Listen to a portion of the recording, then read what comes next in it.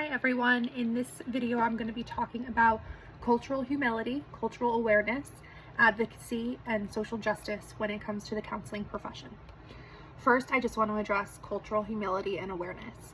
I think that as a counselor, and even as individuals ourselves, it's important that we are not only aware of the different cultures in this world and the different backgrounds of our potential clients and our peers, but that we respect them.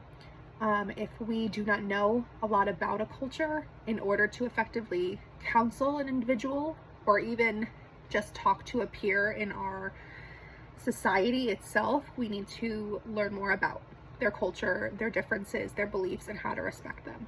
So one of the most important things is just recognizing that you might not know everything, which is okay, but to educate yourself and learn as much as you possibly can.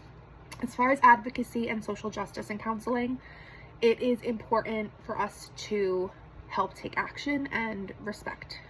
I think it's important that if our clients or our peers are being treated not fairly, that we can effectively counsel that and know how to counsel that by educating ourselves. There are lots of different cultures, lots of diversity in this world, and we might not know everything, but again, the ACA Code of Ethics does tell us that we have to be ethical, and the best way to be ethical if we don't know everything is to educate ourselves as much as possible.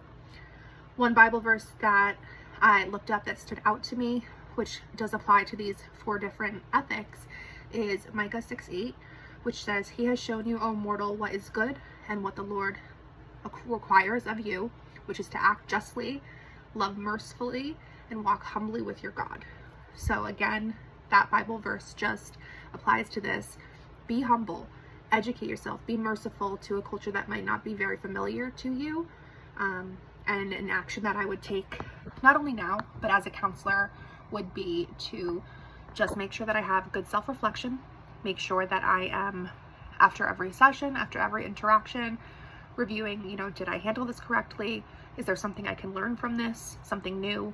And just do continuous training and education, whether it is just training on ethics in general, on how to handle diverse populations.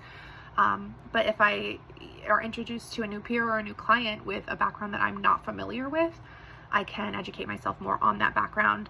Therefore, I can help further and also grow as a person. My references are the ACA Code of Ethics as well as the Bible. Thank you so much.